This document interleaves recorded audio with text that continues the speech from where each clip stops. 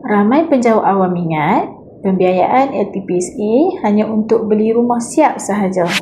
Sebenarnya, pembiayaan LPPSA juga boleh digunakan untuk membina rumah di atas tanah sendiri. Tapi, ada beberapa perkara penting yang anda perlu tahu dahulu. Sebab, perkara penting ini menentukan kelulusan pembiayaan LPPSA anda. Pertama, tanah mestilah milik sendiri atau berkongsi bersama pasangan ataupun bersama ibu bapa.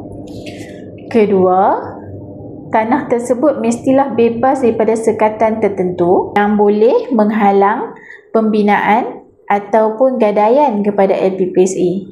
Tiga, perlu ada pelan rumah yang diluluskan oleh PBT sebelum permohonan diproses.